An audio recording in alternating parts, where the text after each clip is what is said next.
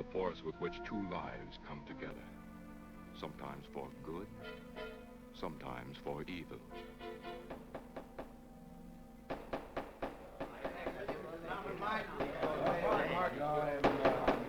I say Williams is out of line on this. I'm definitely against it.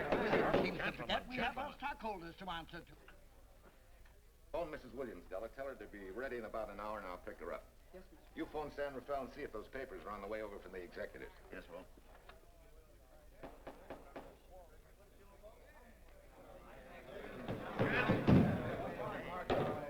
Well, Mr. Darcy, what's the score? 9-0?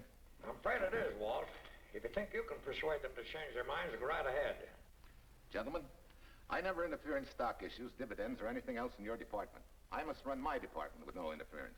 Either I know why and when I need more factory space, or you need another boy. And that's all right with me, too. Because I can take these plants and pick my own spot in the motor production field. You won't have to worry so much about dividends. There won't be many. Hold on. I'm sure none of us want to lose Walt. Or our dividends. What do you say we take another vote? All in favor of buying the 3 new factories signify by saying aye. Aye. Aye. Aye. Aye. Aye. An unanimous vote. Congratulations, Walt. Congratulate the board. They're the winners. Williams, if these factories are so valuable that other companies would jump at the chance to get them, how do you know that you can buy them at the price you quoted us? How do I know? I bought them this morning. Good morning. Della, I was asked to rush this up for Mr. Williams. Get my wife, Della? Your maid said she'd gone to the dentist. I gave her the message. Oh, fine. Oh, this just came. Thank you. What about those papers? They're here. Bert's checking them now. Good.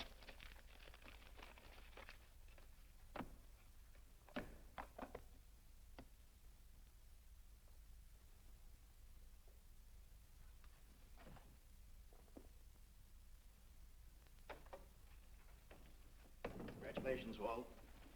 Take a look at Clause 4. Those provisions haven't been clarified yet. Oh, no?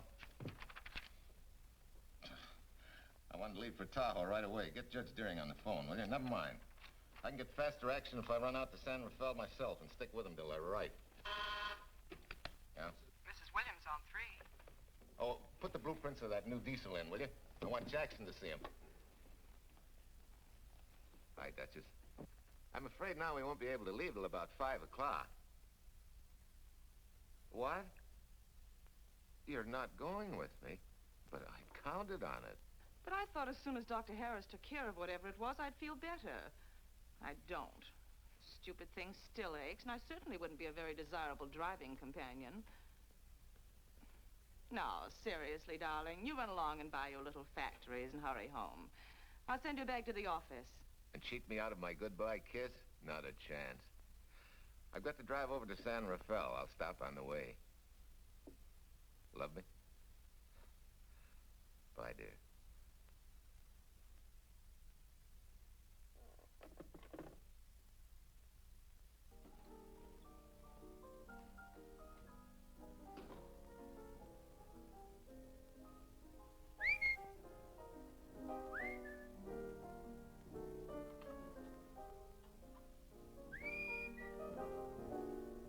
How do you expect me to whistle through a toothache?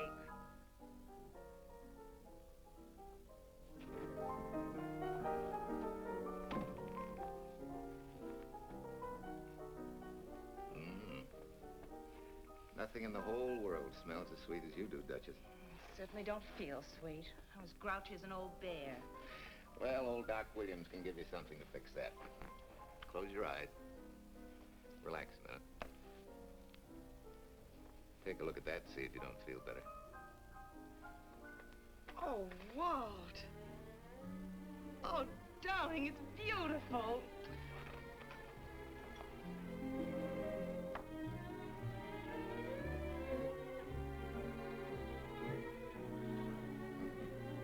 Not bad.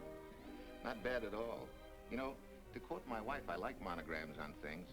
It shows they belong to me, unquote. When did your wife say such a thing, Mr. Williams? About 6 years ago, when I married her. She gave me the first monogrammed shirts I ever owned. Those were the words on the card. I still have it. I certainly hope your board of directors never discovers what a softy you are. They won't, don't worry. I have only one vulnerable spot. What really happened this morning? All I got out of Della was that you stalked out of the office with blood in your eye and were back in no time with canary feathers in your mouth. Oh, I clipped those birds' wings, but short. No one's gonna vote me down, sweet. Not when I know I'm right. Mm-hmm. But how did you convince the board of that so quickly? With subtle hints and easy persuasion. Like this. Either I get what I want, or you get yourself another boy. And that's all right with me, too. Walter! What a clumsy ox. I'm sorry, Duchess. Oh, please, sweet, don't be so upset. Oh, if you could have seen your face.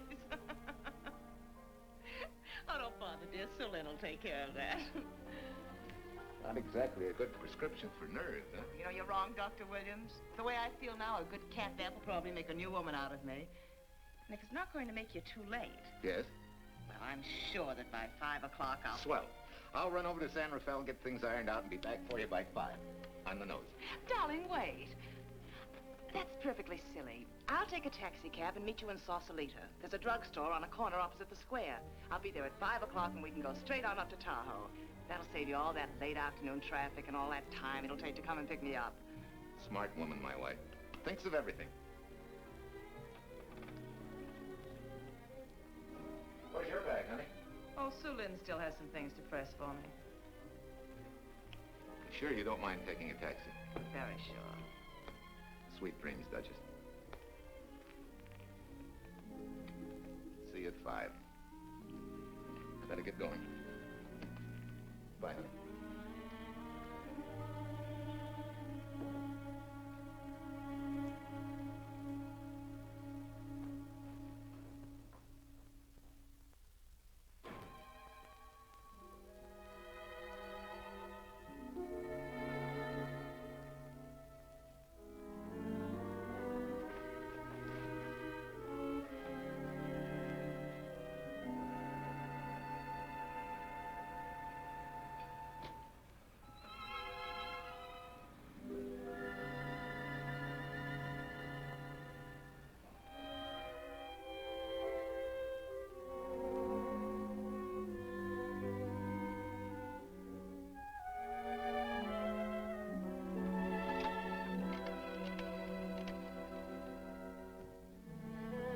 Long distance?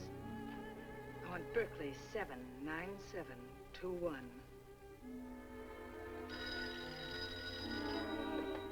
Hello. Ah. Hiya, beautiful. Yeah.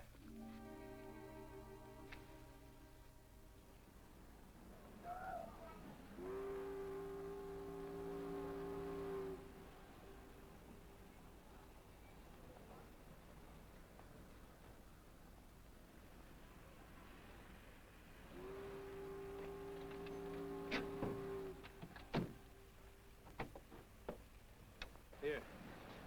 Don't forget, turn this stuff over to a bellboy at the airport hotel in Oakland. Tell him to hold it for Jack Burns. Jack Burns, the airport hotel. That's right, I'll be checking in later. What do I owe you? $1.15 a here. All this stuff back to Oakland. Yeah, here. Buy yourself a new kit. Thanks.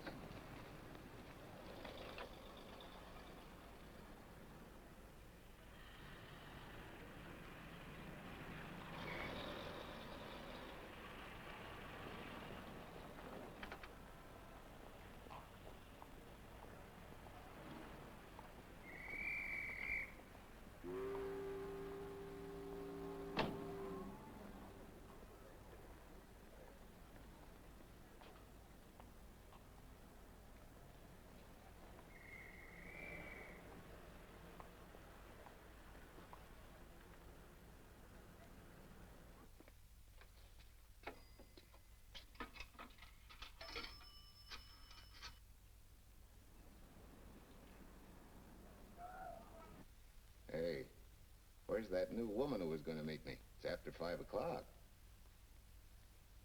Oh. Gee, I was so sure you were going to be okay. Maybe you better get yourself another dentist, huh? Of course, I understand. Just to prove it to you, I'm coming right on home. No, you really mustn't, darling. I'm going to be perfectly all right, really. And besides... Besides what? Well, I've done something you're not going to like. You remember Aunt Margaret back in Illinois? You mean the old gal in Evanston? I'm way ahead of you. How much? Well, it isn't money this time. It's another relative. Her favorite nephew, Jim Torrance. All of a sudden, right out of the blue, just after you left, he telephoned me from Berkeley. Okay, Judge, I'll see him when I get back. Well, you don't understand, dear. You're going to see him right away. I'm what? Well, all he seemed to want was to be able to get back to Illinois, so I... So you buy him a ticket. That's easy. Well, it isn't. I offered to, but he got huffy and said he didn't want any handouts, and... Well, without thinking, I told him we'd pick him up and give him a lift as far as Denver. I won't say I'm getting exactly an even trade for you, but where do I find this guy? Well, he should be there right now. I told him to be on the lookout for a cream-colored roadster, just in case we fail to recognize one another after all these years.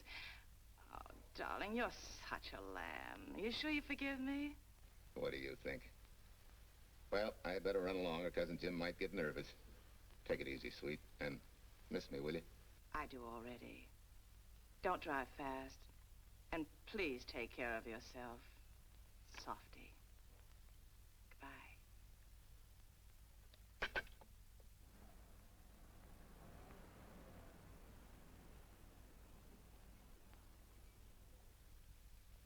Hello, Della? Yeah, Mrs. Williams wasn't able to go with me. Now, while I'm gone, you see that she gets her roses every morning. That's right. But this time, on all the cards, put love from Softy. Yeah, S-O-F-T-Y.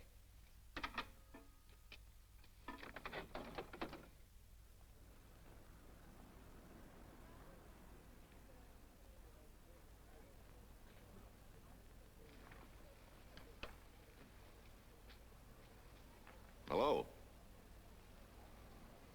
You must be Jim Torrance. Yeah, that's me. I'm Walt Williams. Hi, Jim.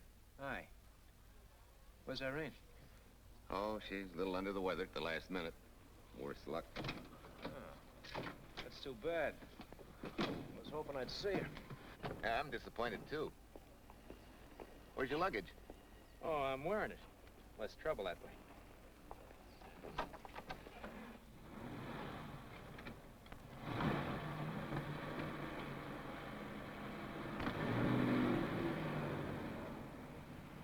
Irene tells me you're heading for Illinois. Yeah. Going been a little rough, huh? Haven't exactly been worried about my income tax. What's your line, Jim? Oh, guess I'm a better salesman than anything else. You know, I can give you a couple letters when you get back to Chicago. It might help you. It's fine.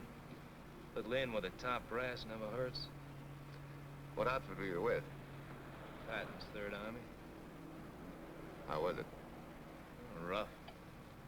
Except for the time in Italy. I kind of liked it there. Patton's outfit never got to Italy. Of course. But most civilians never know or care, and I figured you didn't either. Well, I fooled you that time.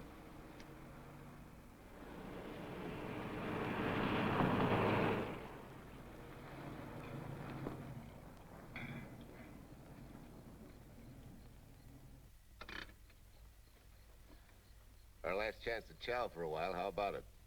No, thanks. I grabbed a hamburger while I was waiting for you. I can still taste the harness.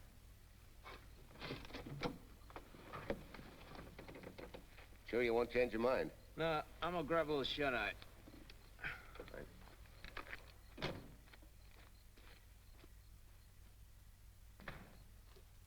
Chicken sandwich and a Coke.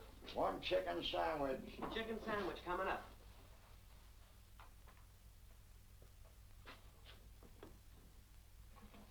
Give me change for $1, will you? Yes, sir.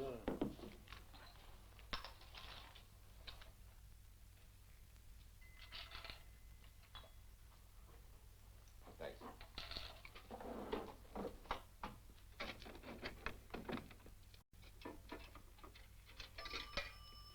San Francisco. Klondike 2, 6714.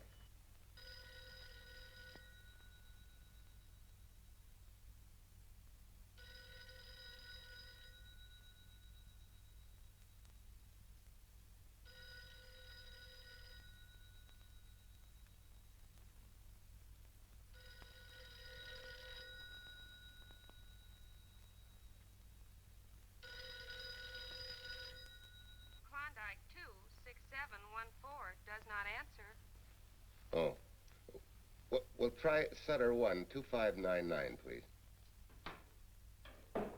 Bayview Apartments. Oh, yes, Mr. Williams. No, your maid isn't there tonight, sir. Well, she said Mrs. Williams was taking something to make her sleep and wasn't to be disturbed. But perhaps... No, don't disturb her. Just leave a message that I won't forget about a certain problem. Mm-hmm. I think I have it, sir. You want her to forget all about a certain problem. Softy, is that S-O-F-T-Y, sir? Softy is going to take care of it thoroughly. Is that all? Yes, that's all. She'll understand. Be sure she gets it the first thing in the morning. Right.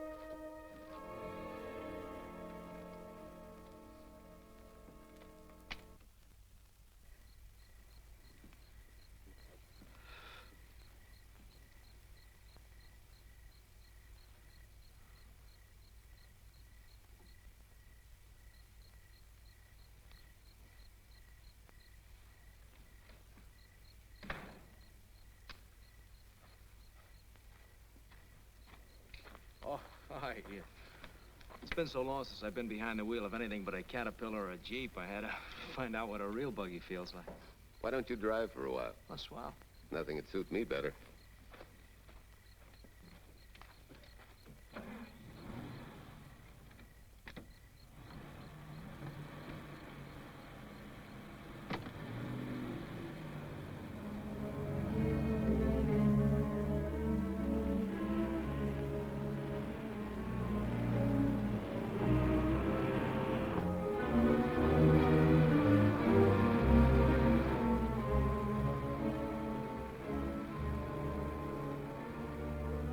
Tell me, Irene still got that little scar on her cheek? That one she got from the fall? Yeah. You can hardly see it now, though. How'd you know about that? She just got it last summer. Thought you said you hadn't seen her for years. Oh, from Aunt Margaret, of course. How else? She always sends me the news in her letters.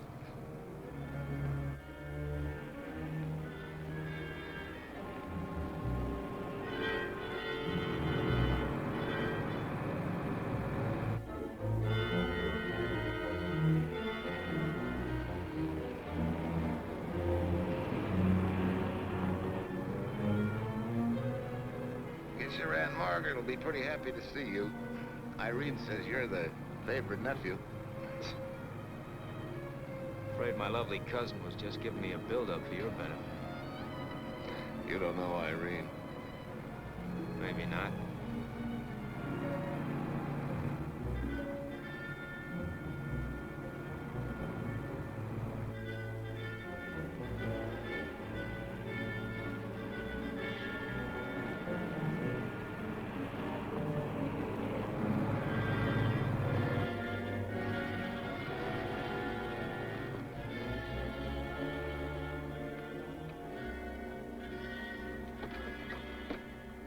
What's the matter? I think we got a flat.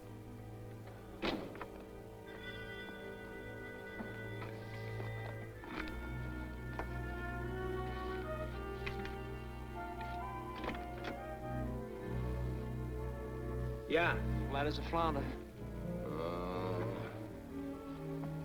Well, let's get to work.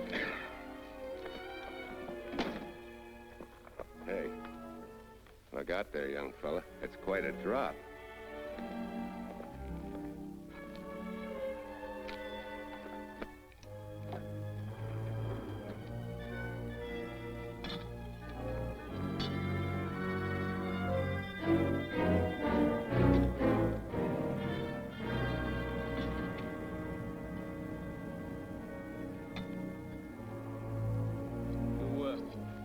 flashlight? I think I have. Get the jack. I'll take a look.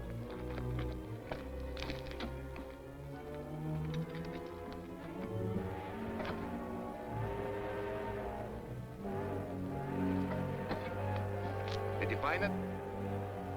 Yeah. Yeah, it won't be long now.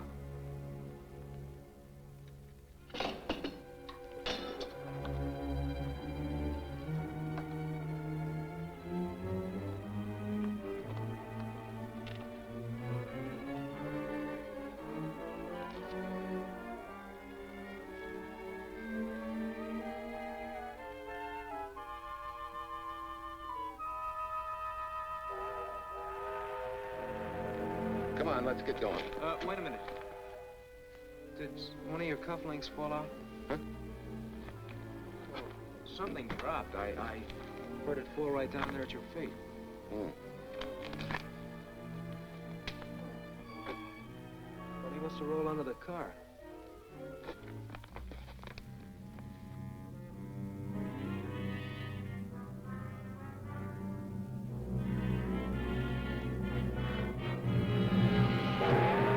Irene and these suckers.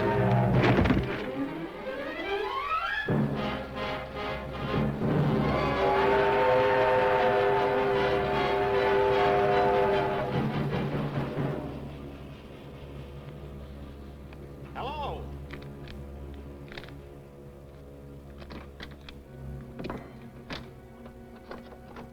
Need a hand? No, no. I'm all set now. Okay. Good night.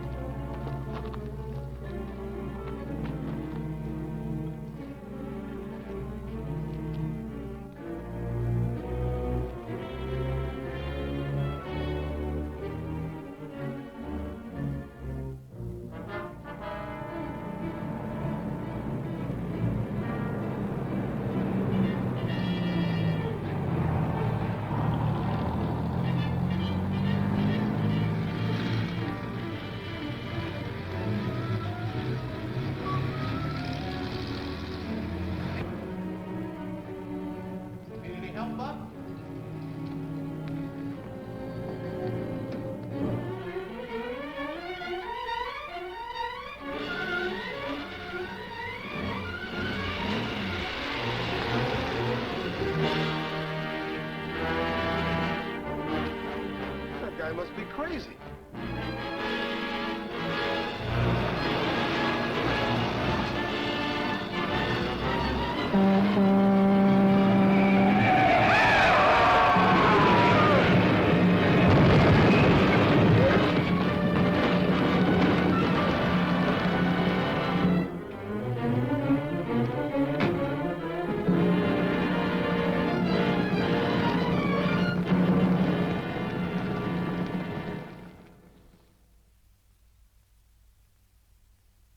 Now, in case my husband should be late and have to rush for his plane, this will be taken care of. Thank you. Tell Mrs. Burns to 302.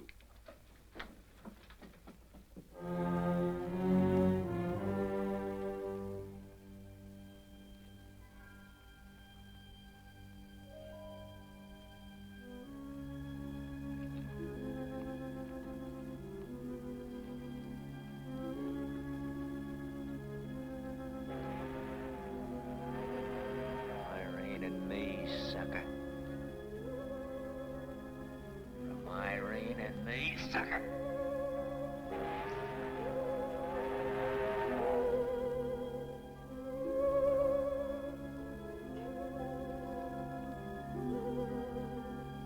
Take care of yourself. Softy. Softy.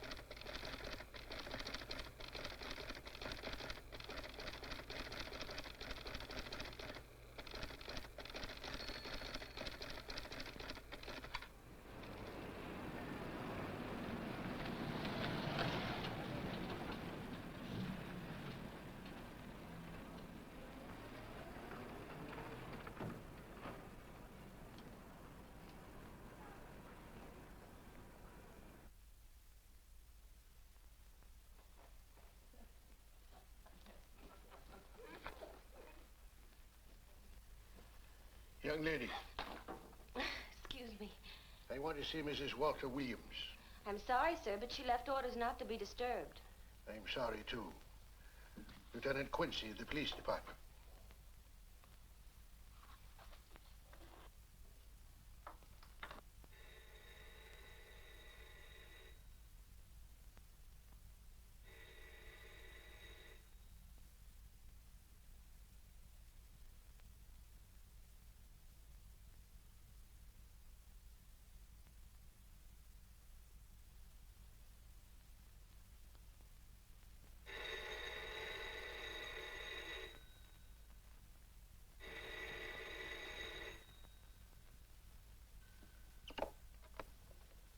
Hello? I thought I left orders not to be Oh, I see. Ask him to come up, please.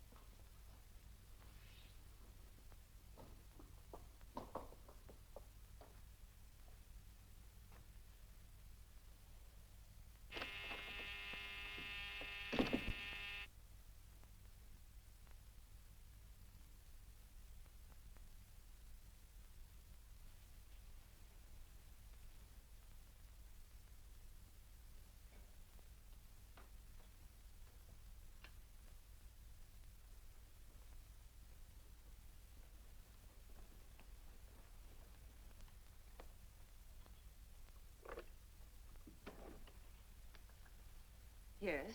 I'm Lieutenant Quincy with the police department. I'm sorry to disturb you at this hour, but... may I come in? Of course.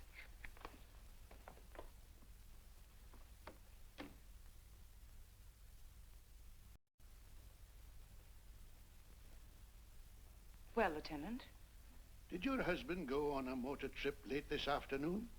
Why, yes, he went to Denver on business. Why? Was he driving a packet roadster? Yes. Is anything wrong? I'm afraid there is. Won't you sit down? Has something happened to my husband? Yes, Mrs. Williams. He's dead, isn't he? Yes. Oh, Walt, I knew something like this would happen. I begged him time and again not to pick up hitchhikers. But it wasn't a hitchhiker, Mrs. Williams. It was just an accident. He ran into a truck, a gasoline truck. You mean there was fire? He must have been driving pretty fast. I don't think he felt anything after the crash.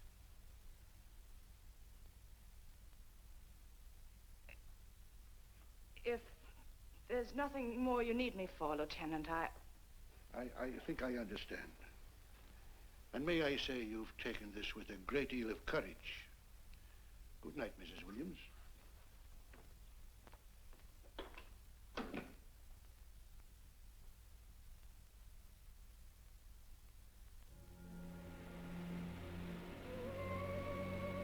take care of yourself. Softly. From Irene and me. Softly.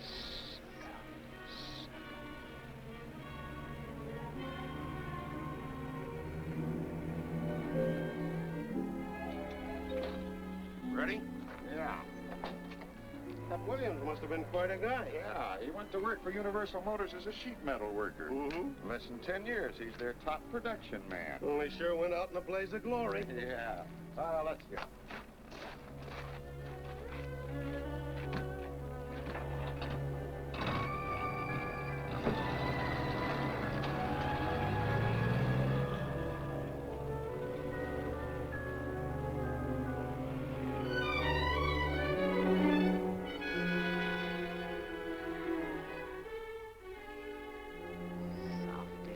From Irene and me. Sucker. Sucker. Sucker.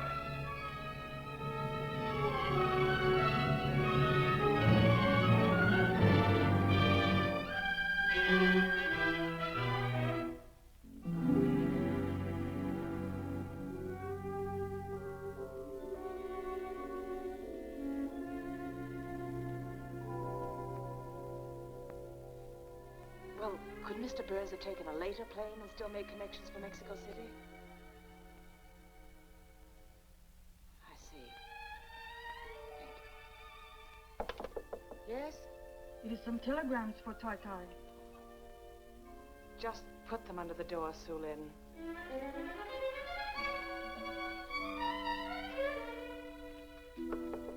Please, Tai Tai, a policeman Quincy most anxious to see you. Ask him to wait, Su Lin.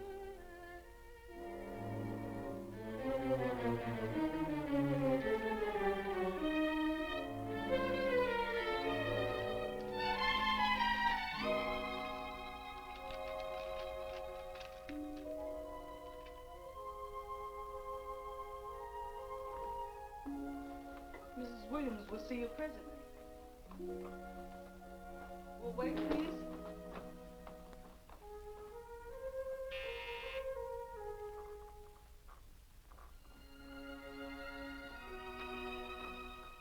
Flowers for Mrs. Walter Williams. Thank you.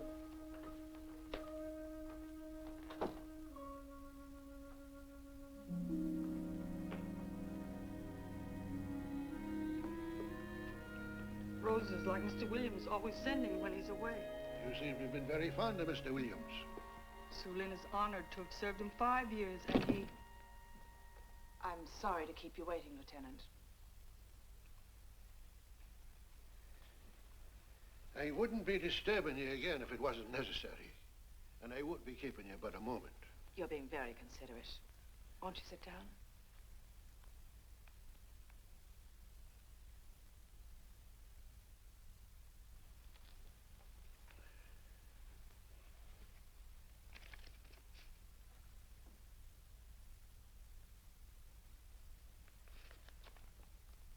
Everyone's been most thoughtful. And why shouldn't they be? Oh. Forgive me. I'm all right now. What was it, Lieutenant? The state police would like to have some information. They found some wavy skid marks for quite a distance on the road, as if the car had been out of control when it crashed. Tell me, was Mr. Williams a reckless driver? Why, no. He was a fast driver, but certainly not reckless. Well, was he a heavy drinker? Quite the contrary. But what about his health? Could he have had a heart attack and lost consciousness before the accident? Why, no. He was in perfect health, but he'd been working much too hard lately and was overtired. Perhaps he fell asleep at the wheel last night. Oh, poor darling. If only I'd been able to go with him last night, he might still be alive. Well, maybe so and maybe not. You mustn't blame yourself, Mrs. Williams. Fate plays an important part in these matters. Your handkerchief.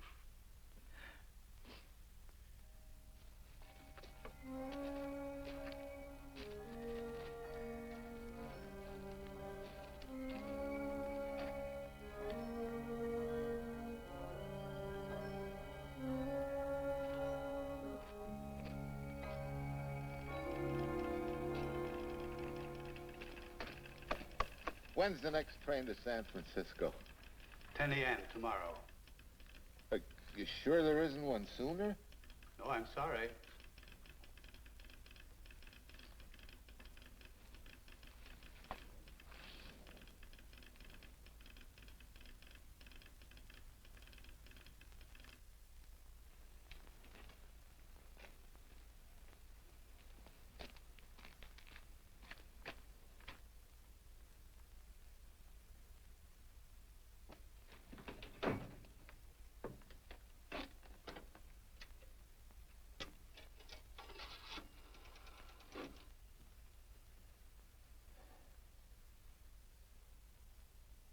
We have a circuit now, sir. Evanston. Calling Mrs. Margaret Hubbard's residence in Evanston. One moment, please.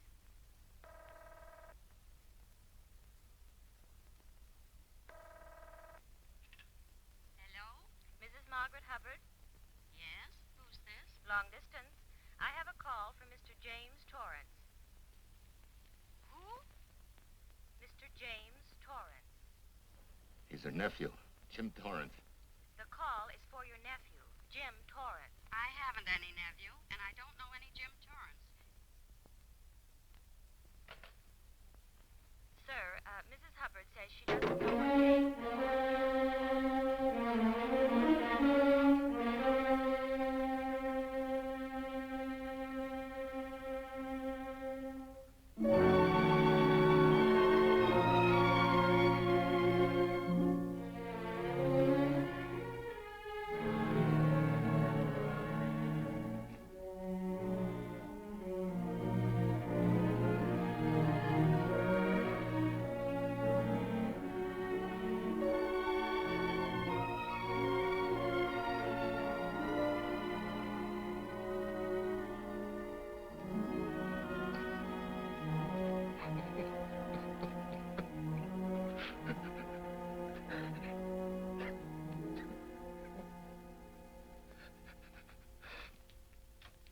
What's the matter, son? Looks like you need a doctor. Doctor? I can't leave the station, but old Doc Bender's just across the road there. Yeah. Doctor? Think you can make it?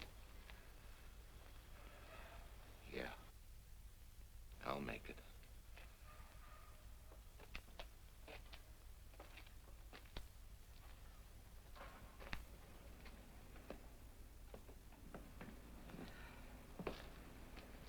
Now, take it easy, man. There's some concussion there. You've got to watch your step for a while. Yeah.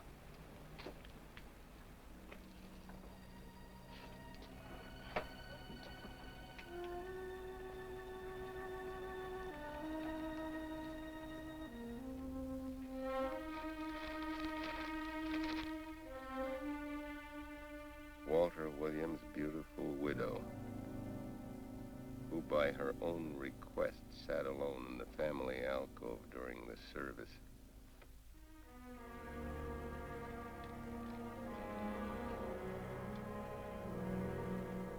Smart. Someone might have caught her licking her chops.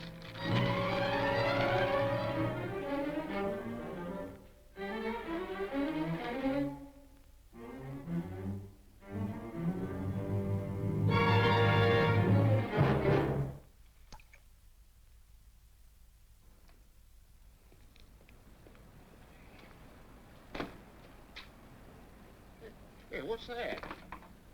Walter Williams. Walter Wood. Hey, ain't that the guy that... For the love of Mike, what's that briefcase doing here? He's dead. They did him a dirty trick if he ain't. Hey, now, wait a minute. Don't touch it. We better turn it over to the police.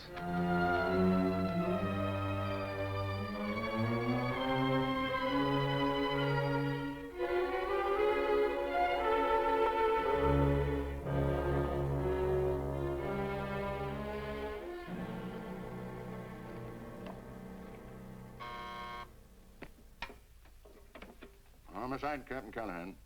Oh, yes, Chief. The Duke just came in from Washington. The fingerprints are those of a James Torrance. Yeah, I'm putting Quincy on it. Right. This sort of opens up a new can of peas on the Williams accident.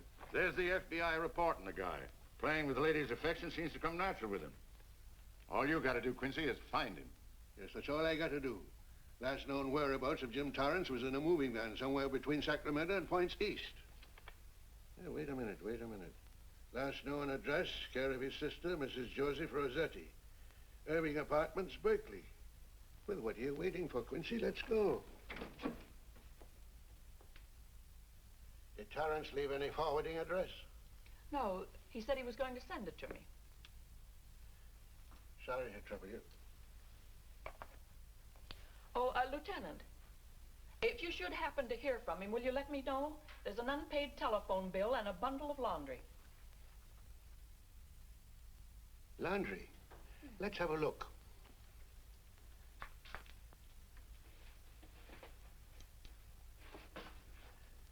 I may have to take this along with me. Not without a receipt, you don't. You mean you don't trust the police? In my business, you don't trust anybody.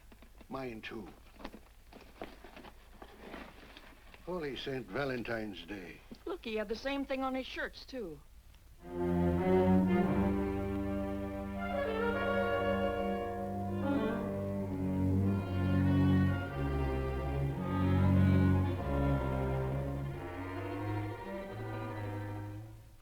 Well. Romance in your late tenant's life. Did you ever see the lady? You know, I never did. But I always knew when she'd been here, the wonderful perfume. I lay you 10 to 1 she's a rich widow. Could be. Wait, I'll get you his telephone bill. Pretty fancy stuff for a hitchhiker. Yeah, but he's a pretty fancy hitchhiker. According to the shirt maker, a certain lady in the town had these made special. And they're just like her husband's, only his initials were WW. Sort of smells, don't it, Cal? Now take a look at this little item that was also found in the laundry. I for Irene and W for... Well, it could be for Williams, too, couldn't it? Yeah. Homicide, Callahan speaking. Hello? Oh, hello, Fitz. Hello. What news? Oh? Any luck? Both days, huh? Swell. Have it typed up and sign it. This report of Fritz will be a nice little topper for this pile. His checkup shows calls from Torrance's phone to Williams's private number, and a flock of them going the other way, including one on the 7th and several on the 8th. The 8th, in case you've forgotten, is the date of Walt Williams' accidental death. Well, that ought to be enough to get an indictment out of the grand jury. Go pick her up. I'd like to play a long shot first. It might give us 2 for 1. Well, take him one at a time. A bird in the hand is not going to lead us to its mate. I'd like to give the lady a little more rope. Well, Thanks. I thought you'd agree.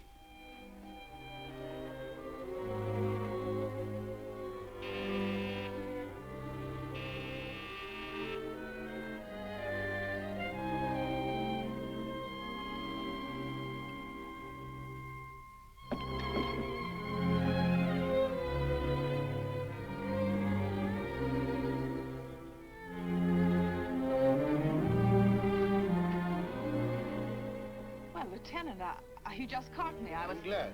I have some rather startling news I thought you should know before it hits the headlines. Come in. Thank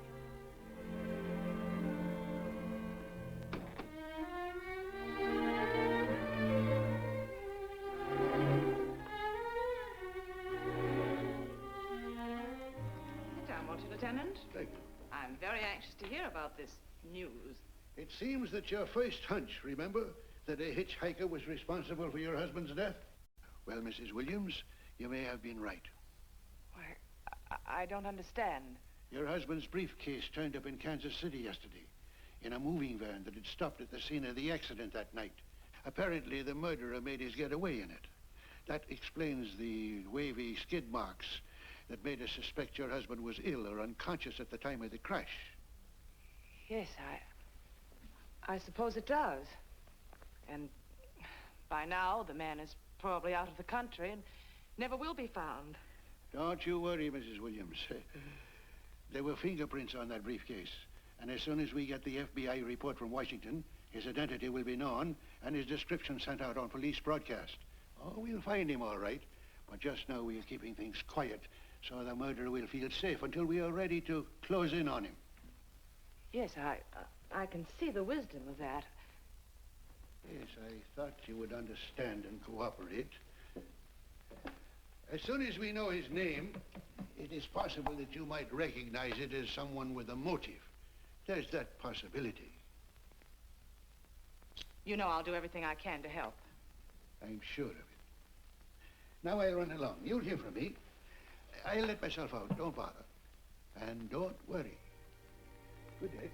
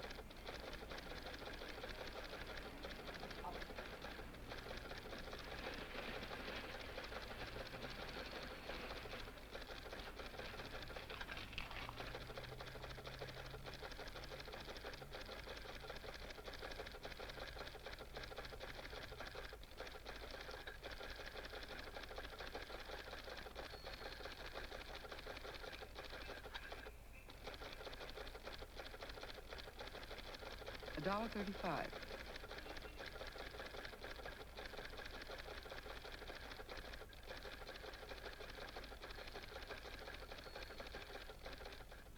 See, everything after the letter J in the first name has been obliterated by heavy writing over it.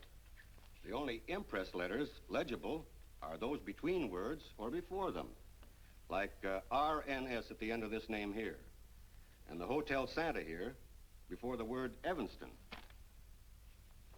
Well, Tom, don't you think it's about time you retired? Why, there isn't even evidence there of Mrs. Williams' intent to communicate with Torrance. And who do you think she beat a path to the telegraph office to wire to? The League of Decency? I'll tell you what I think, that you should have brought her in when I first told you to. By the time we get her now, she'll have figured out a way to tip Torrance off. He'd be that much tougher to find. Not unless she's tipped him off from your office. Ernie's got her on ice waiting for you.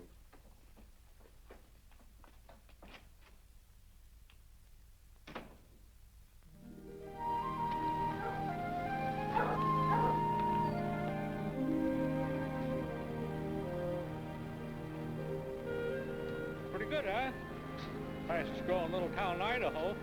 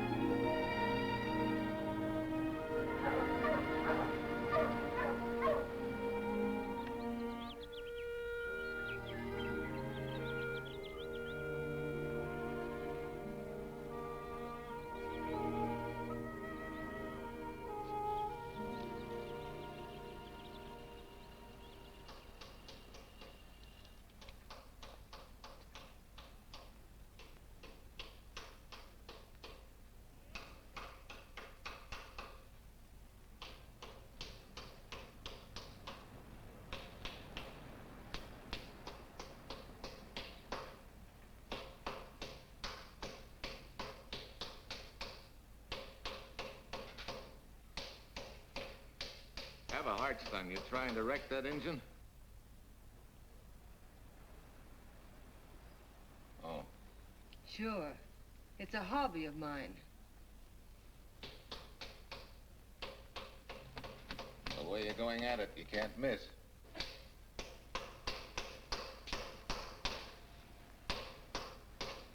Here. I just can't let you ruin that beautiful motor. Start her up.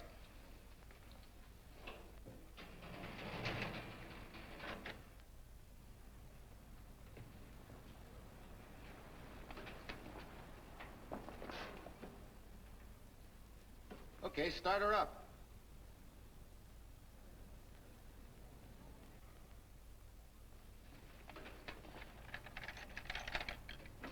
Shut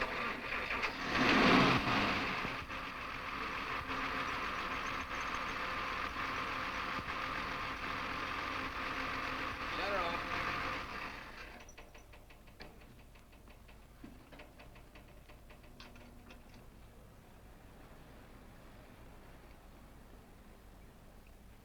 You're certainly not a mechanic by trade. Hands are like that. Maybe it's a hobby of mine.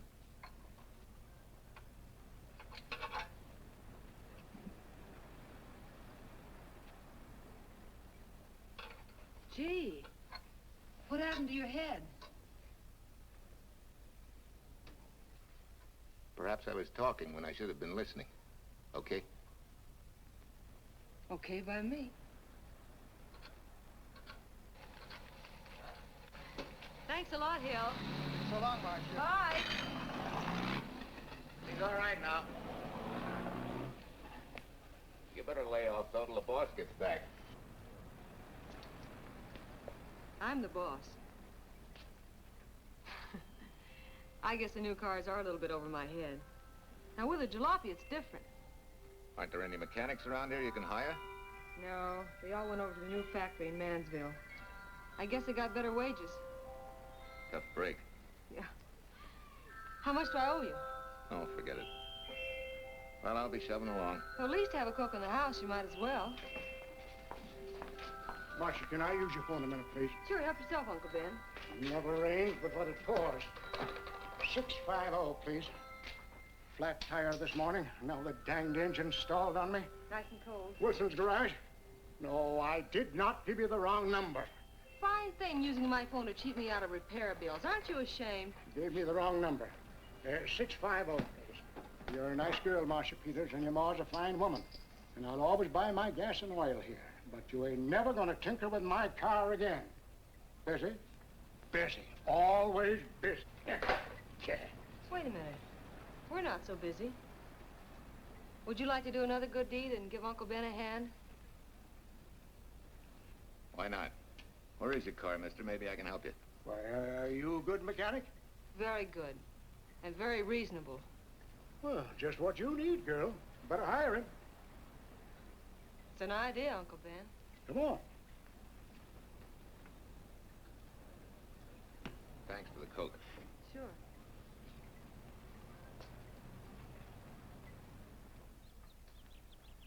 Well, I got Uncle Ben fixed up all right. Nothing but a sticky carburetor valve. Bye. I hope he paid you. What for? It only took a minute. You're certainly not money conscious, stranger. There. This is no kind of work for a girl. Well, somebody has to do it if I want to stay in business. And I want to.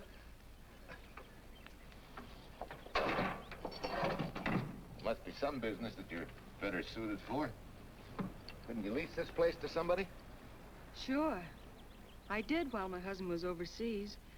But when he was killed in Okinawa, well, we'd made a lot of plans for the future here. And I had a hunch he'd like it if I took over and tried to make a go of it. Takes more than a hunch to do that. I got along famously. Business has been fine until lately when the help got short. Could be again. I had a good mechanic. Yeah. You sure need one, all right. Well, for Pete's sake, say yes or no. Do you want the job or don't you? You mean you'd hire me without knowing anything about me? You can repair automobiles. What else do I need to know? Except your name. Well? Why not? Sure. I'll try it for a while till you get someone permanent. The name's Bill Walker. Okay, Bill, it's a deal. And maybe if business gets real good, you'll want to stay. Well, don't count on it. Where does this go, on the rack? Yeah.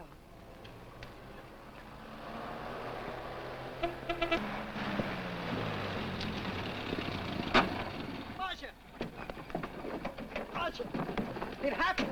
It's a boy, 8.5 pounds. Pair of shoulders like a prize fighter. Well, congratulations, Papa. How's Jane? Ah, perfect. Everything's perfect. Gotta get down to the store and tell the gang. Almost forgot. Oh, gee, thanks, Ed. I'm sorry, I won't have enough for the gang. Yippee!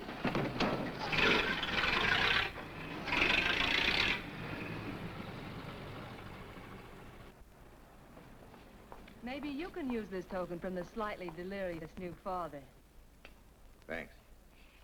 Say, we haven't settled the matter of wages yet. Maybe I can't pay your regular salary. Suppose we leave that open till you find out how much I'm worth to the business.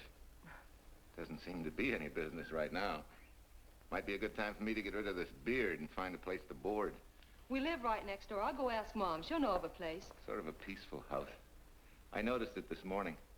Oh, gosh, I forgot. She's down helping Mrs. Wellesley with her canning. Mom finds homes for everything from stray cats... To stray mechanics? Well, you're not a stray anymore. I'll go phone. Pearl, 674, please. Hello, Miss Wessler. May I speak to Mother? Hi, Mom. I've got some good news for you. I hired a man for the station. Yeah. No. Nobody we know. He's from out of town. Needs to place a board. You got a good one up your sleeve? Okay. Says she has to meet you first to come home for supper. Huh? And you like apple or cherry pie? Cherry. Cherry it is, Mom. See you later. Oh, now I gotta get rid of this. Hey, where's the nearest barber shop? The one and only, just up 2 blocks. Tell Judd you're working for me. When you get back, we'll close up and go home. Thanks.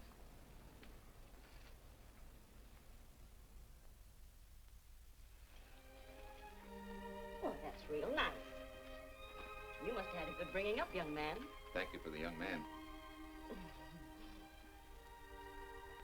We thank thee, O Lord, for thy bounty, and ask thy blessing on this food, and on the new friend who shares it with us.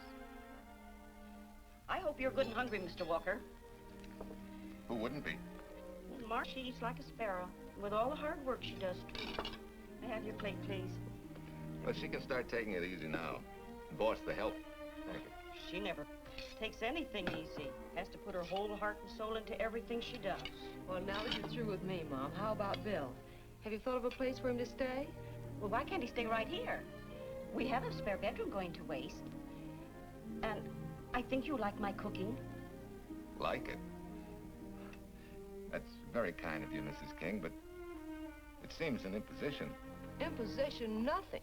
That's good business. I can get back what I pay you in board and room. Well, Marsha, what a thing to say. If you'd like to stay, we'd like to have you. We have some more vegetables. Mrs. King, you have a boarder. May I have a biscuit, please? Oh, excuse me.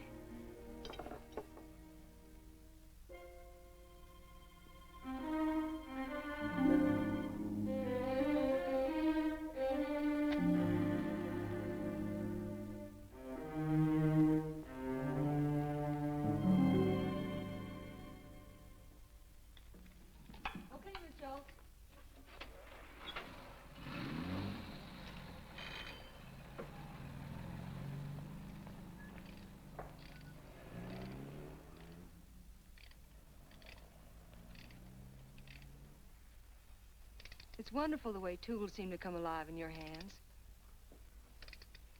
You seem to sort of come alive, too. As though you got real pleasure out of working with them. I do.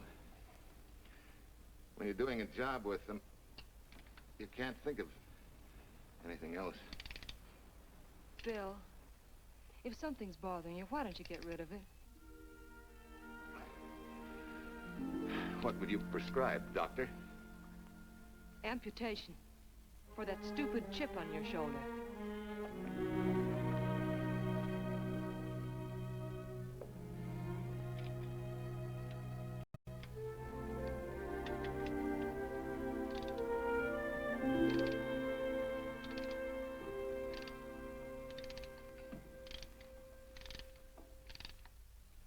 What you need is a ring job. Save yourself some money.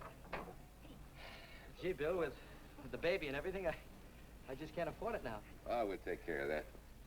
Hey, boss. How's Ed's credit? Good enough for a ring job? Well, sure, if I can hold Junior as collateral. Oh, not a chance, fella. Never mind her. I'll do it on my own time. Oh, thanks, Bill. Maybe we'll see you tonight, huh?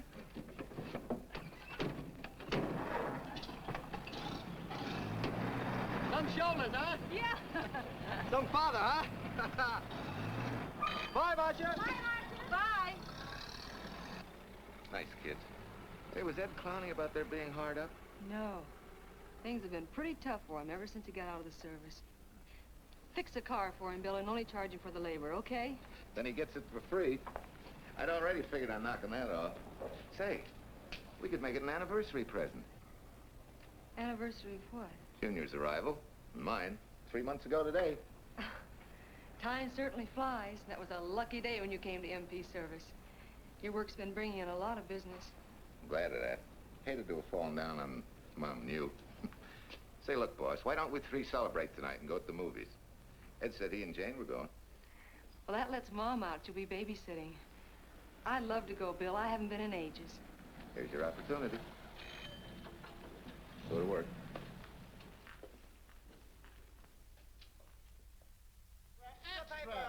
Irene Williams, held for murder. Read all Extra. Irene. This is Sheila Graham with the latest news of the shocking Williams murder case. While beautiful Irene Williams is held for trial, charged with conspiring to kill her late husband, the police are searching for James Torrance, believed to be the lover of Mrs. Williams and her partner in the horrible murder of Walter Williams.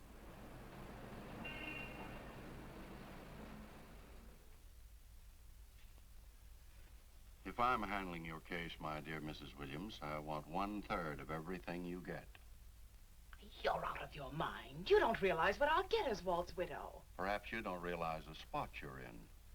Torrance's fingerprints were found not only on your husband's briefcase, but, in a manner of speaking, on your reputation as well. There's a detective named Quincy, a very smart cookie. He isn't exactly for you. Frankly, Mr. Warner, I'm beginning to wonder if my attorney is for me. Underestimating the enemy's ammunition would scarcely be wise. Now, if we can get to trial before Torrance is found, they'll never get a conviction. But... But what?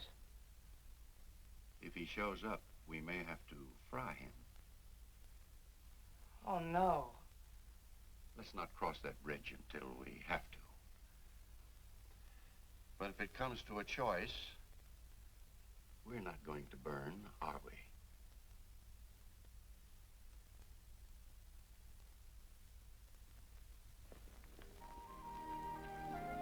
Aren't you the chatterbox this afternoon? What about this afternoon? Oh, I'm sorry, boss. I guess it was wool gathering. You're only supposed to do that in the spring. Is there anything you don't know? Yes. What's San Francisco got that we haven't? Better newspapers, for one thing. Anyway, California's supposed to be the land of opportunity. I thought that by now you liked it here. I do. Very much. It's a good town. Nice people. Swell boss. Thanks. We like you, too. No fooling, Bill. You'd be surprised how many people ask questions about you. What kind of questions? Oh, where you came from, do you have any family, and do you like it here, and are you going to stay? Al Knox asked me at the movie last night if you wanted to join the volunteer fire department. Just interested, friendly things. I suppose it is natural for people to wonder about a stranger who moves into their community, like I did. You know, I've been thinking, maybe it wasn't such a good idea, you and I going to the movies last night. It's all right being seen in the station and here with Mom, but... You get used to that in a town this size. They're always trying to marry people off. You just ignore it, and after a while they forget about it. I'll go get cleaned up for supper.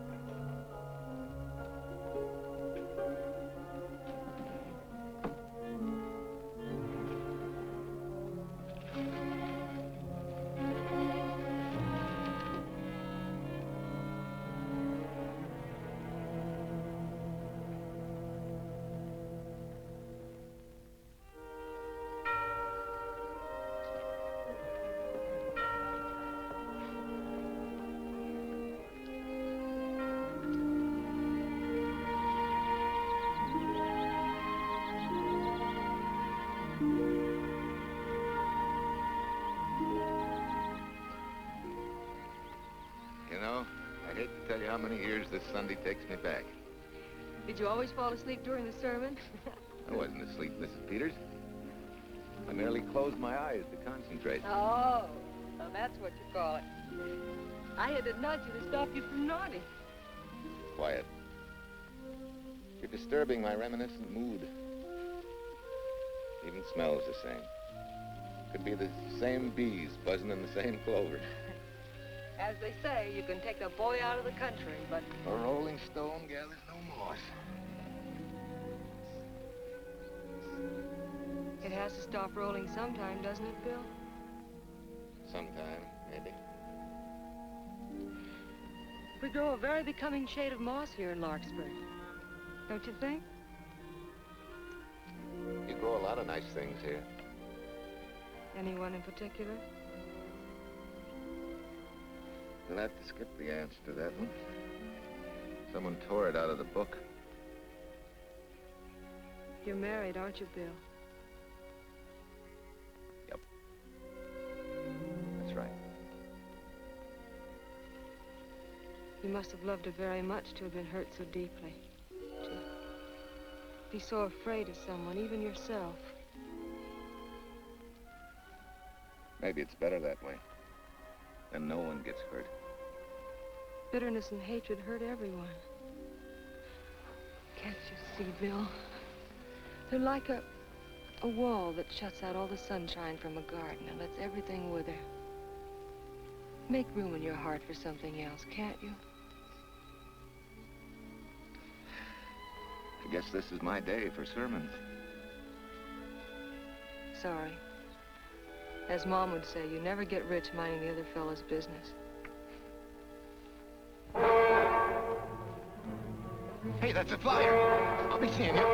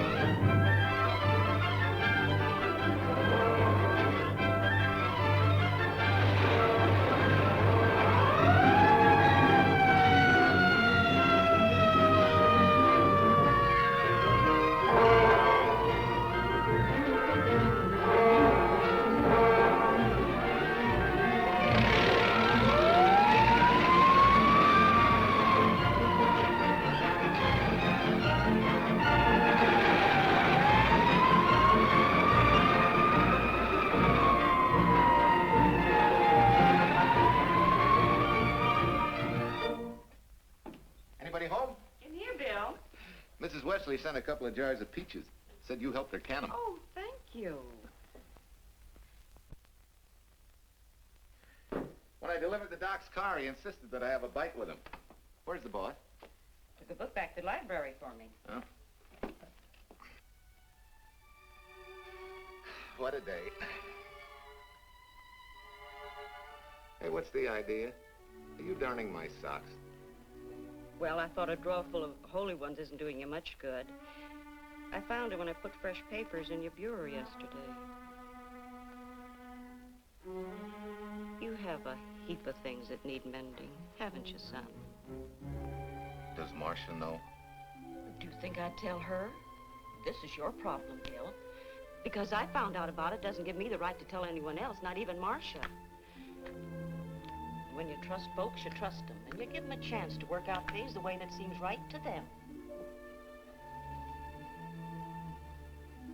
How can one little woman be so big? Don't forget, it's a lot easier to be tolerant and understanding at 50 than it is at 25. Yeah, Ma. I'm going next door for a while. Grandma Thompson's ill.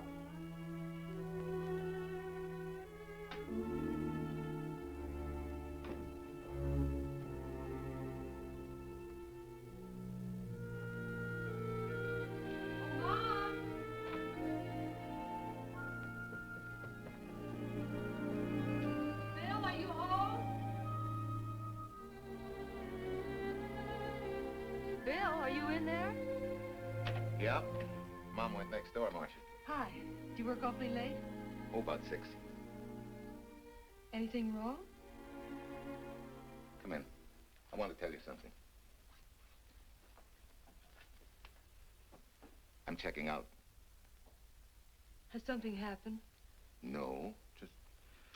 I'm doing what I should have done a long time ago. Moving along. But why, Bill? My name isn't even Bill. There isn't any Bill Walker. I'm Walter Williams. The late Walter Williams. Walter Williams? I don't understand. You may not even after I've told you, but at least you'll know the whole story. Sit down, please.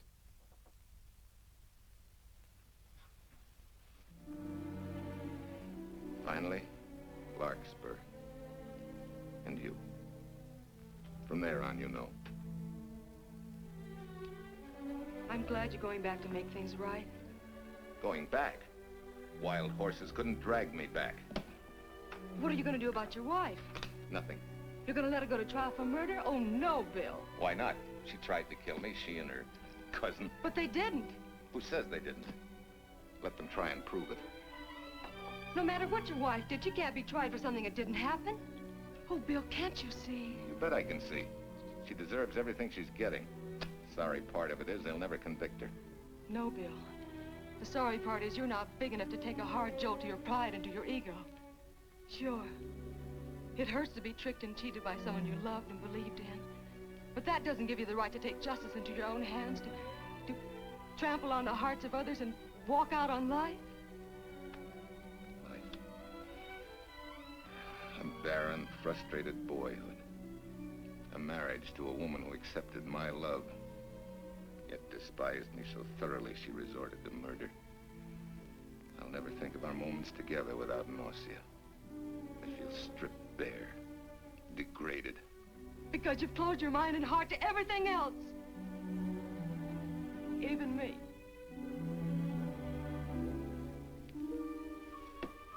Oh, Bill, please.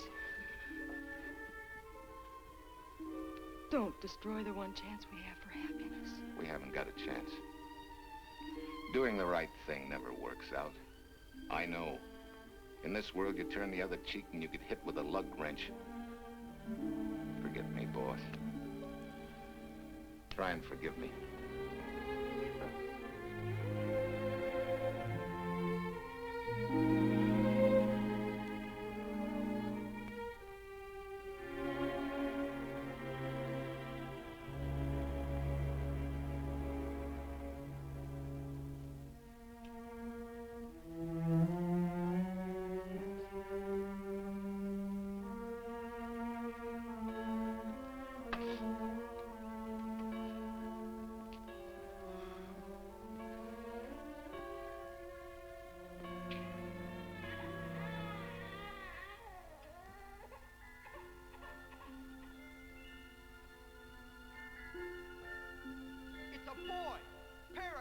like a prize fighter. You know, I hate to tell you how many years this Sunday takes me back. You have a heap of things that need mending, haven't you, son?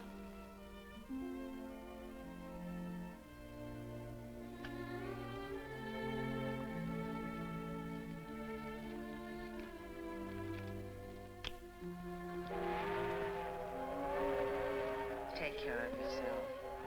Softly. Irene. Softly. You're not big enough to take a hard jolt to your pride and to your ego. Sure. It hurts to be tricked and cheated by someone you loved and believed in. But that doesn't give you the right to take justice into your own hands. Trample on the hearts of others and walk out on life. Oh, Bill, please. Don't destroy the one chance we have for happiness.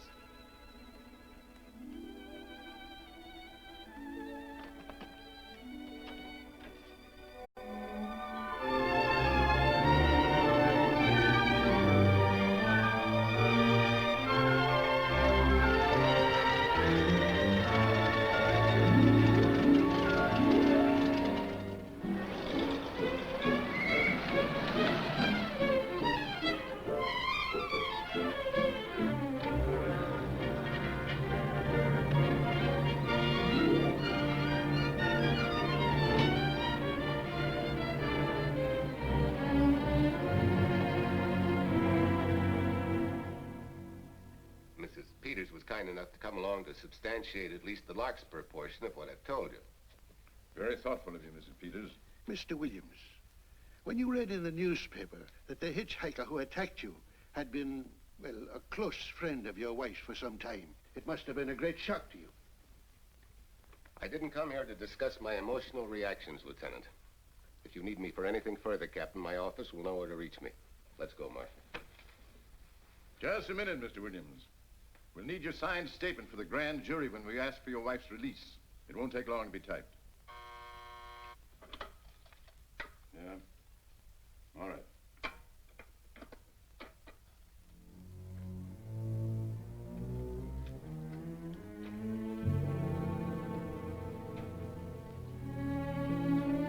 Come in.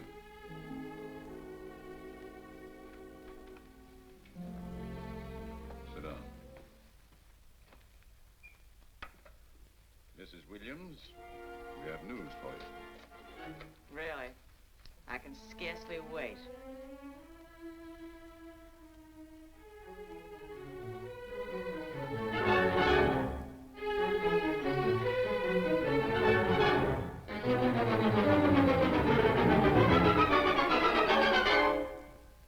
It seems it was Torrance who was in the car when it crashed. Jim? Dead?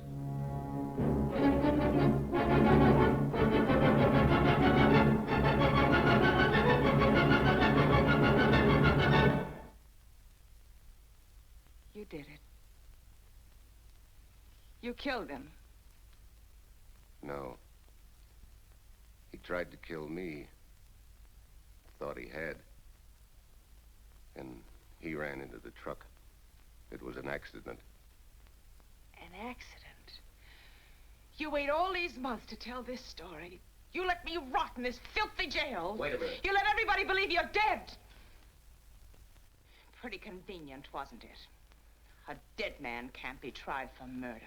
Mr. Williams, perhaps your wife would understand better if you would explain to her about the amnesia. Amnesia? Oh, don't tell me you believe he had amnesia. Where's he been all this time, just wandering around in a daze? Tells us he's been in Larkspur, a little town in Idaho, working as a mechanic in a service station, run by Mrs. Peters here.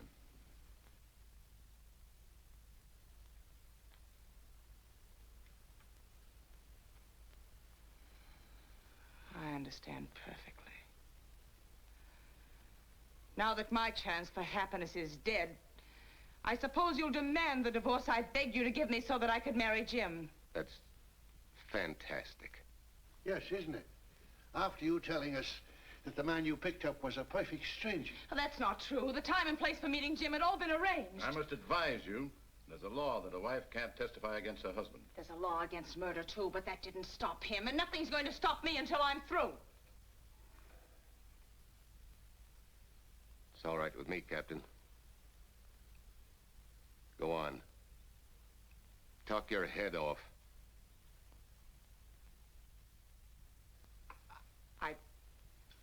I was to have gone with him to Denver. He insisted on it, although I was quite ill. Several hours before we were to leave, he came home. There was a violent scene. He threatened to kill me unless I agreed to give up Jim. And I wish he had. This is incredible. Not one word that she has said is true. Then you have nothing to worry about. Mrs. Williams, was there a witness to the threats you mentioned? No. Unless the maid overheard. She was in the apartment. In fact, she picked up the pieces of the vase that he threw at me. Where's she now? I don't know. She left me suddenly after all this began. Please, could the questions wait? I feel rather ill. Will you have Mrs. Williams ready for the grand jury at 10 o'clock tomorrow morning? That's all.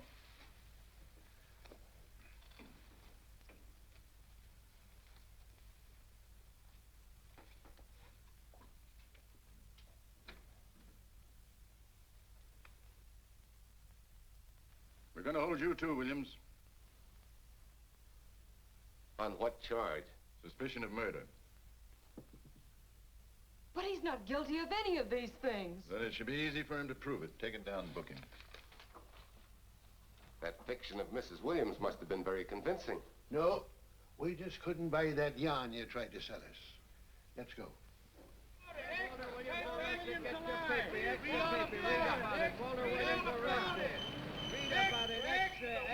What's free? White freed and murder charge. Extra, get your paper. Walter Williams charged with murdering wife's lover. Extra, get your paper. Irene Williams goes free. Husband held. Extra, get your paper. White freed and murder charge. Walter Williams charged with murdering wife's lover. And Daly's going to cover Williams' office. Okay, boys, hop to it. I want all I can get by 10 a.m. tomorrow for the grand jury. Okay, Chief. Oh, Tom, don't miss a bit. Dig up everything you can on Williams and the Peters dame. You sort of believed Irene Williams' story, didn't you, Van? She made better sense than he did. Well, sure, she's a better liar than he is. Don't forget, I went all through her grieving widowhood with her. She's a bad customer. Well, that's for the grand jury to decide, and Williams insisted on letting her talk. So it's his funeral. Funeral, all right. Especially with that yarn he told. But murder's out of character for him. There's a few pieces missing somewhere. There might be in Idaho, if it's not too much out of character for you to get going.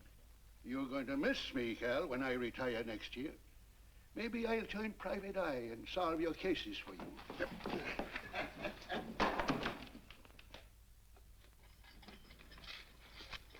Hi, Williams. Mr. Williams? Thanks. Got a deal from the bottom here, don't you? Sorry, Williams. Okay, Williams.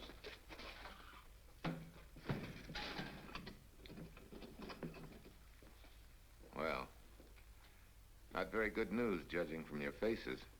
Well, Walt, the grand jury returned indictment against you. Mrs. Williams was released. I see. Now, don't you worry, Walt. We'll have you back at work where you're needed, and in short order. Come on, Eldridge. There's a visitor waiting far more attractive than we old fogies. We're just leaving, Mrs. Peters, but remember, don't hesitate to call on me for anything. Thank you so much.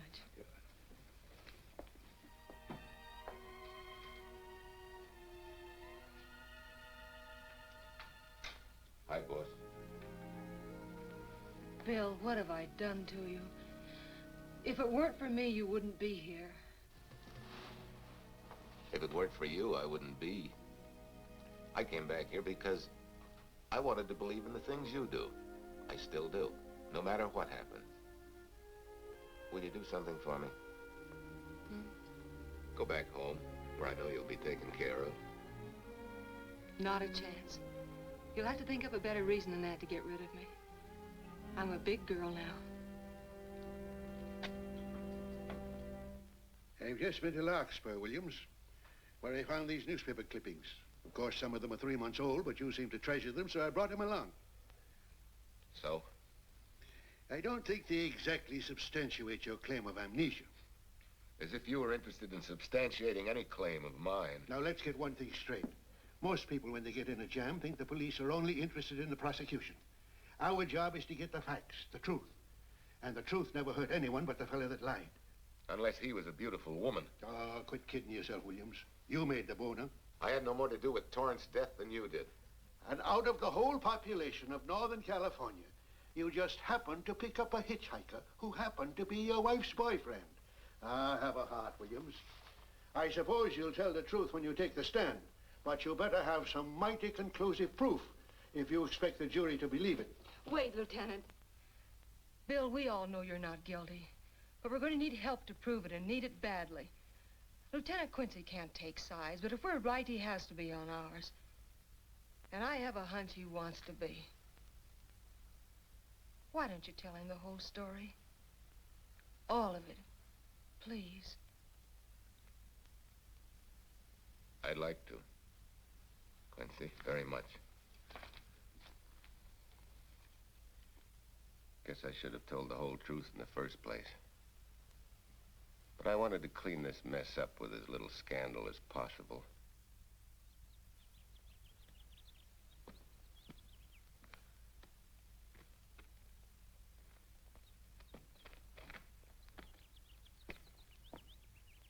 Well? No sign of the lug wrench or anything. My dear Mrs. Peters, will you please stop trying to be a detective? How many times do you think the police have combed this spot for any kind of evidence? Now, be a nice girl. Take Mr. Williams' advice. Go back to Larkspur. What time is it? It's only 4 o'clock. We still have time to go back to town and go on our hunt for Su Lin. Now, look here, young woman. You've had me on the run since early morn. But, Lieutenant, the maid seems to be our only hope now. We've got to keep looking till we find her, that's all. That's all? Wait. She was naturalized, wasn't she? Suffering chopsticks. Quincy, you dumb flatfoot. This Sue, what's her name, was Chinese born. If a port of entry was San Francisco, there'd still be a file on her, photo and all. Let's go. Back to town. Immigration.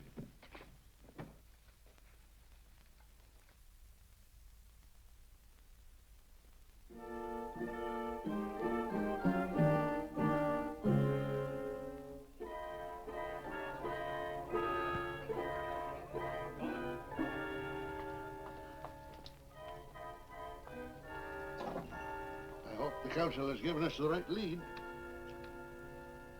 Are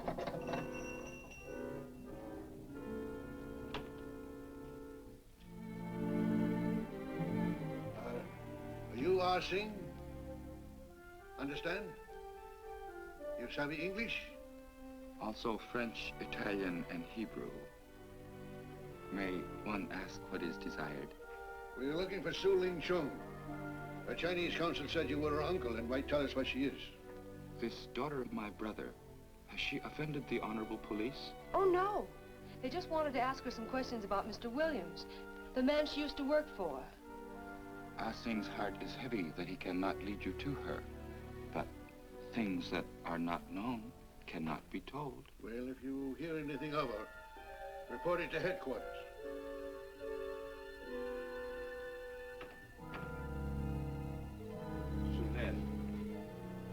Untruth is not good for soul, and not wisdom when told to policemen.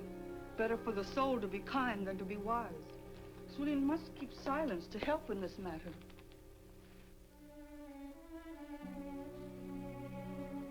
You know, you're quite a gal. In case I haven't told you lately. You're just too easily pleased, that's all. There must be a way out. Why can't we find it? Oh, buck up, boys. Tomorrow's another day. Yesterday you go to trial. Oh, Bill, I'm afraid. And the state intends to prove, beyond any reasonable doubt, that the defendant, Walter Williams, did, with malice aforethought, kill the deceased James Torrance, whom he knew to be his wife's lover. And that with his victim dead beside him, he drove his car into the course of an oncoming truck. jumping clear himself some seconds prior to the crash. And subsequently, he made his getaway in the back of a loaded furniture van. And for 3 months, as Bill Walker, he laughed at justice when he'd imprisoned his unfaithful wife for conspiracy in his own murder. But then he decided that being dead cramped his style. He thought he could eat his cake and have it too. So he returned, most anxious to explain his long absence and to right the dreadful mistake that had imprisoned his wife for 3 months. Ladies and gentlemen, it was a cold-blooded, premeditated murder and must be punished to the fullest extent of the law. Call the first witness, please. Captain Callahan, did Walter Williams tell you what suddenly cured his amnesia after 3 months? No, he did not. But he did tell you the man that struck the blow which caused the amnesia was a total stranger, a hitchhiker he had picked up. Yes? And that he knew nothing of this man's identity or relationship with his wife until he suddenly recovered from his amnesia and heard or read the details. That's what he said. That's all. Thank you, Captain. Your witness, Counselor. No questions. No. I saw no signs of amnesia, but definite concussion. He was a bit evasive in answering questions, but not vague or unsure. In your opinion, Doctor, could this head injury have been caused by a fall? Yes. If the head had struck on some object, such as a stone or a metal pipe. That's all, thank you. Your witness. Dr. Bender, are you familiar with a tool known as a lug wrench for changing automobile wheels? I'm afraid I am, sir. I've had a regular epidemic of flat tires lately. Well, then, in your opinion, could this head injury which you treated have been caused by a blow from a lug wrench? Yes. It could have been caused by that, too. Thank you, Doctor. The ones with the earliest dates, you will notice, are heavily creased, as though they'd been carried in a wallet or a coat pocket. Thank you. Lieutenant Quincy, will you kindly tell the court where you found these newspaper clippings? In the bedroom occupied by Mr. Williams in Mrs. Peters' home in Larkspur, Idaho. Is this your handwriting, Miss Revere? Yes, sir. And that's the message, at least our record carbon of it. Would you read it to the court, please? June 9th, 8:32 p.m. Message from Mrs. Walter Williams, Penthouse D. Mr. Williams called, said he wants you to forget all about a certain problem. That Softy is going to take care of it thoroughly. Was there any other conversation? Well, I just asked if that was all, and he said, yes, she'll understand, and sort of laughed as if it were a joke and hung up. Some joke killing the wife's boyfriend. That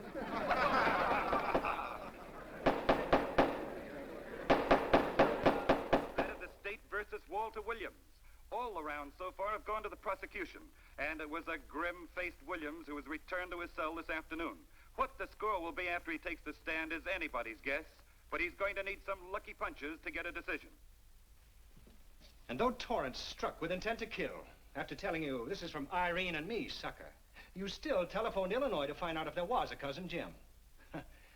You are hard to convince, aren't you, Mr. Williams? Is it so incredible that a man should fight against believing such a thing about his wife? Oh, that is very touching. From a husband who planned a trip on which he intended to destroy his wife and did kill her lover. That's a lie. Your Honor, I object to the conclusions drawn by the prosecutor and move that it be stricken from the records. But, Your Honor, there is a corpus delicti, remember? Who was your wife's lover. Objection sustained. There's also her own story, which, in front of witnesses, you insisted she tell. And then we have your own two different stories from your own lips. One featuring a perfectly strange hitchhiker, the second an equally strange cousin Jim, without a questionable substantiation for either bit of fiction.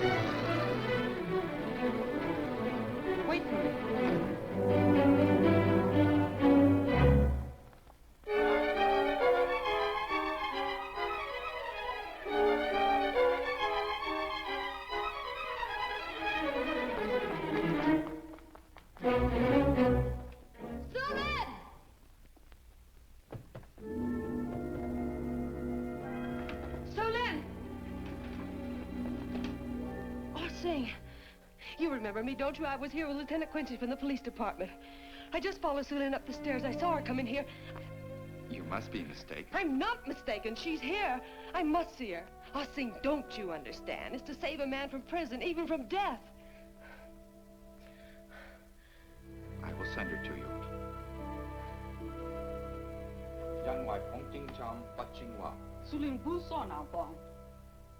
Oh, Su Lin, we've been looking for you all these weeks. Mr. Williams needs your help so desperately. I cannot help. You must forget that you found Su Lin. Forget it? But you're his only witness. You're the only one that can help. Not as a witness. Only with silence can I repay his great kindness to me and my family in China. Why? For I heard other things. That most unhappy day. From Mrs. Williams' bedroom, his voice very loud and angry. A flower vase broken to pieces. He can explain all that. They do not believe what he's already told. That I heard anything would do harm. Don't you see?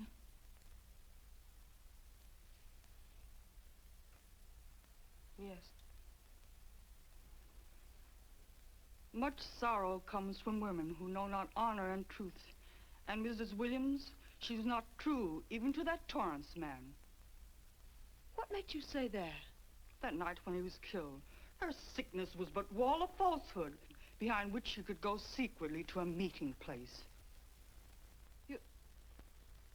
You mean she went out that night? Su Lin, are you sure? Yes, because next morning in her bedroom I found street shoes that had been worn. Her coat on the closet floor with the sleeves turned inside out as though removed hurriedly. And in one pocket, a door key to some hotel. Su Lin, that's it. Proof that she and Torrance had planned to meet that night after he killed Mr. Williams. What hotel was it? Oh, I don't remember. The key. What did you do with it? Returned to coat pocket. Come on. We'll get to Lieutenant Quincy. He'll know what to do. And pray, Su Lin, every step of the way.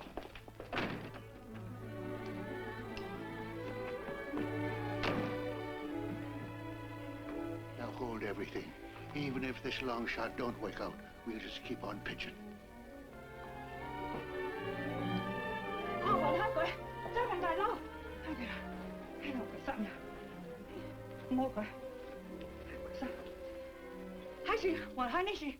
Here it is, yes. Room 302, Airport Hotel, Oakland.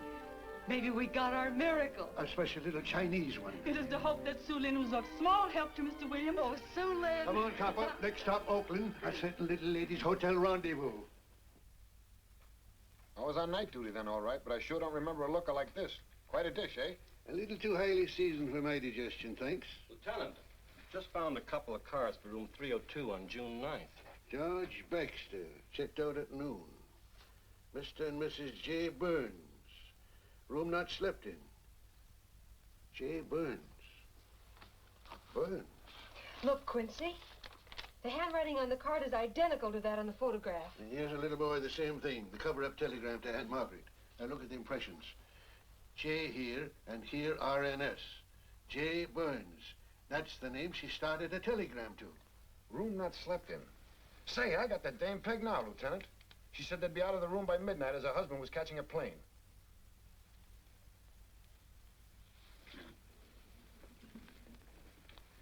But Quincy... Reservation for Sam Andrews. Yes, sir. This ties it all up, doesn't it? Yeah, like a greased pig. What do you mean? We've got the evidence now, the proof. Of what? Su Lin's theory that Irene was playing the field? This evidence only proves that she came here to keep a date with a man named Burns. We can't even prove that he didn't keep the date. But you know he didn't. There wasn't any Burns. It was only a name that she and Torrance used. Fine. If you can prove that, Williams will be free. But none of this will prove it. Sorry, copper, but we are just up another blind alley. Willie? Yes, sir. There's a couple of sample cases from Mr. Sam Andrews. Came up from the station this morning. Take them to Parlor B right away. Sure thing, sir.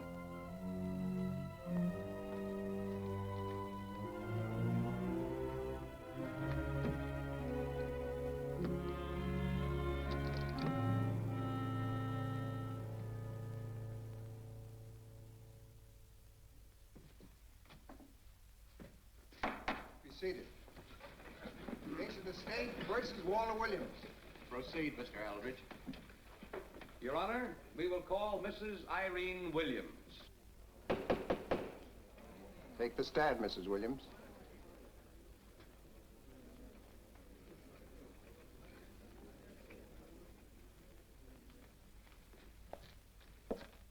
Raise your right hand. Do you solemnly swear the testimony you're about to give in this cause to be the truth, the whole truth, and nothing but the truth, so help you God? I do. Hey, what cooks? The defense calling her? Mr. Eldridge, what's the purpose in calling this witness? Merely for purpose of identifying handwriting. Now, Mrs. Williams, this photograph of you... Was stolen from my apartment. So, according to the inscription, to Walt, my adoring and adored husband, Irene, this belongs to Mr. Williams. This is your handwriting, isn't it? Of course. I'm touched that he should have wanted it so badly. And this telegram, addressed to Mrs. Margaret Hubbard. Is that also your handwriting? It is.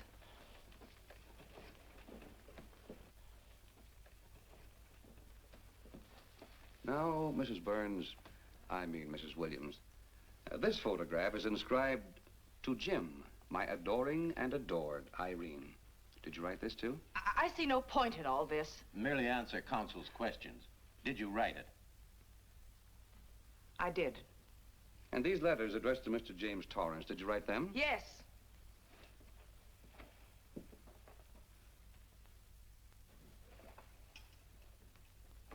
And this monogrammed garment, a gift from you to Mr. Torrance? Why must I be tortured again by all this? I never made any secret of my love for Jim Torrance. That's why he's dead. Your love for Jim Torrance. Yet on the very night he was killed, you had a rendezvous with a man named Burns, didn't you? I don't know what you're talking about. I don't know any man named Burns. I was at home that night, very ill. Oh, yes, the sleeping pills. Well, you must walk in your sleep then, for you spent at least part of that night at the Airport Hotel in Oakland, where you registered for Mr. and Mrs. J. Burns. Don't waste the court's time trying to deny it. This is the registration card that you signed at 9:20 p.m. And there's the room clerk who assigned you to room 302. And this, Mrs. Williams, is the key to room 302, which you very carelessly left in the pocket of a coat which was found in your closet yesterday. All right, I was there. Now are you satisfied? Not quite. This J. Burns, Mrs. Williams, was his first name Jack? Yes. Have you been in contact with him lately? No. How long since you've seen or heard from this Jack Burns? Well, I don't know. I don't remember. You bet she doesn't remember, because there isn't any Jack Burns, and there never was. That was an alias for Jim Torrance. And it was Torrance who was to have met you that night, after your charming little plot to kill your husband had been duly executed. It's not true. It's not true. I have bad news for you, Mrs. Williams. I can prove it's true. These pajamas, these letters, this picture, all of which you identified for the court, were found in this suitcase, which is full of the clothes and personal belongings of Mr. James Torrance. And the suitcase was found in the baggage room of the Airport Hotel, where it's been held since June 9th. And it says on this tag, in large print, hold for Jack Burns. That is all, Mrs. Williams. Just a moment, Mrs. Williams. Your Honor, in view of the evidence presented, we now ask for a dismissal of the state's case against Walter Williams. And we intend to charge Irene Williams with conspiracy to commit murder against her husband, Walter Williams. Oh, no.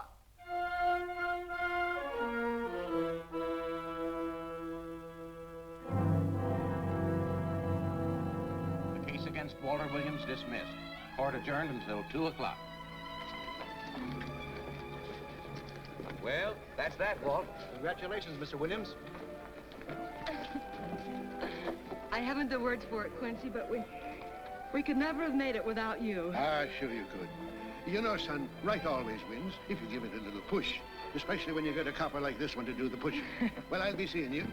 You know, it'll seem kind of strange being able to eat and sleep without someone getting in your hair all the time. Oh, fine, Walt. We're looking forward to having your hand on the wheel again. The Denver plants are waiting for you to open them. You think you can make it in the morning? How about it, Counselor? You bet you can. Oh, good. Well, I'll be running along. Well, you think you like Denver? It's okay by me, boss. Yes. Impact. The force with which two lives can come together. Sometimes for evil, sometimes for good.